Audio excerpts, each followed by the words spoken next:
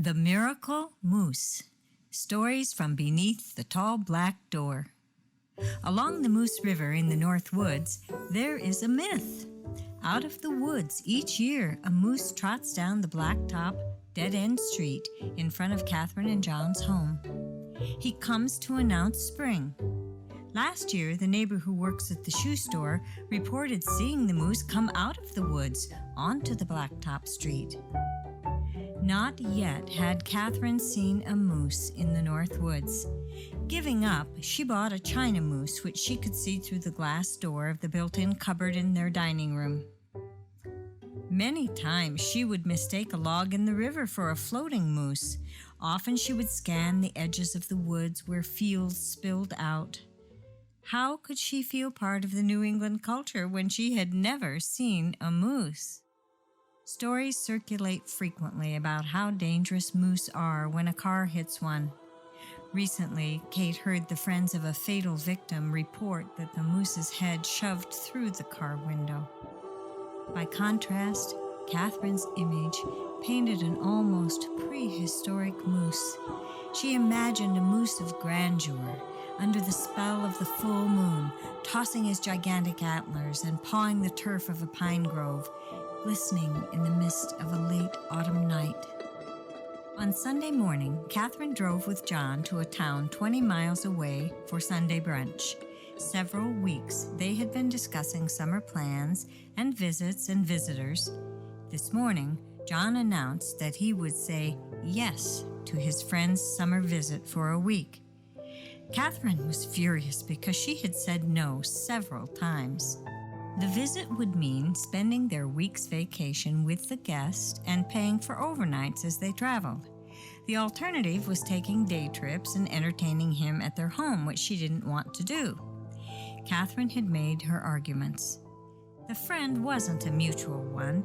In fact, she didn't like his drinking and his negative philosophy of life. Catherine and John argued many times over the issue.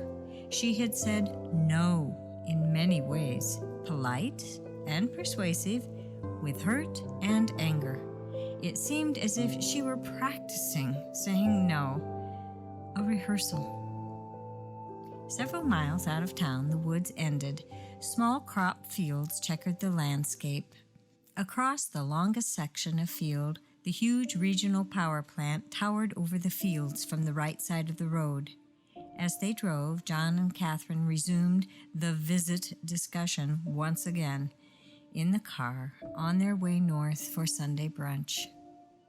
She was tired. They had been battling for 3 days. Catherine had felt anxious, not knowing when the friend would call back. She knew what John would say because they couldn't come to a firm, agreeable decision.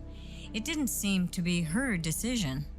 She feared the pain of being left out and disregarded, like she had been when, without her consent, they visited the friend in New Mexico several years before. During arguments, the money issue and time were major factors. Most of all, she was uncomfortable with the friend's drinking pattern when they spent time together. She said feeling unimportant to John brought her pain. For the 1,000th time, she had said no. But this time, riding in the car across from the power plant, when John said, "He is coming," as if he had no control over the situation, she turned sideways toward the driver's seat and window. Standing on her knees on the car seat, she faced him with her entire body and bellowed a no. Breathy, guttural, and gray deep, her whole body released the sound. She heard her voice, a powerful wild animal's bellow, like the buck she listened to last fall on the farm. She surprised the buck as she walked the field road next to the woods, and both of them waited still, looking at each other. Then the buck gusted a life cry she felt then and now, before arching itself over the fence into the woods. Never had she yelled or spoken to sound like life from the buck. She too had pushed her total life energy into her voice, just as she and John drove by the tall power plant towering over the field. As she glanced through the rearview mirror on John's side, quickly she panned the scene behind the car. The setting had passed: the woods, the field, and the power plant. The mirror had zoomed in on and framed the icon. At the edge of the field appeared an elegant, statuesque moose cow. In a freeze frame, Catherine could see the bony features of her slim head, delicate face and ears. They were soft. She was a real mythical creature. Catherine hadn't expected such grace and finesse in a moose. John, see her!"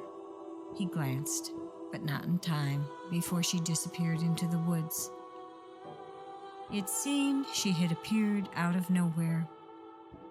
Had she been crossing the field on a triangle from the east to the south woods as they too moved?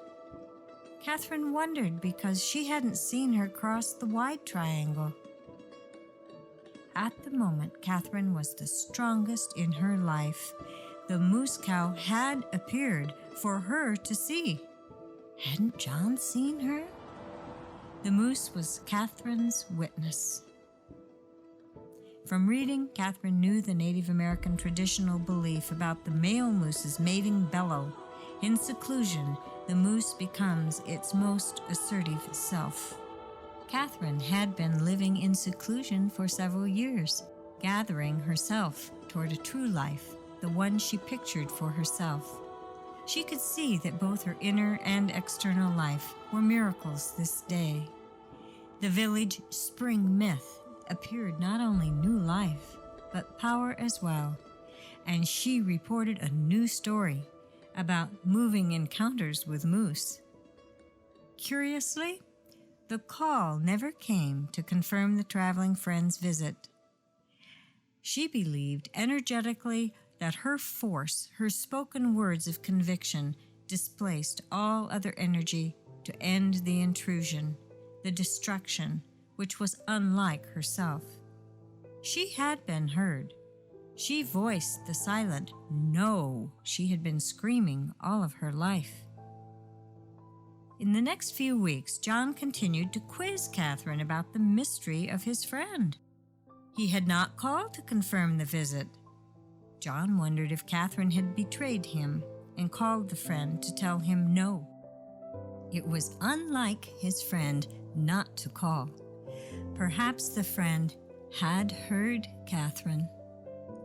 Most of all, Catherine had called out and been heard by the moose, which she desired to see. Her own assertive, surviving self. The spring myth would reenact on the blacktop street where she and John lived. Have you encountered a wild animal who pictured a character trait which you wanted? Perhaps a pet has come to you in time of need and supported you emotionally or spiritually.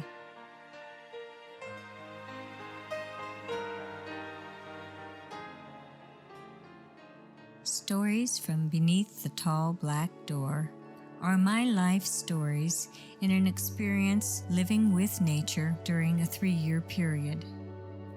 These stories are spiritual stories.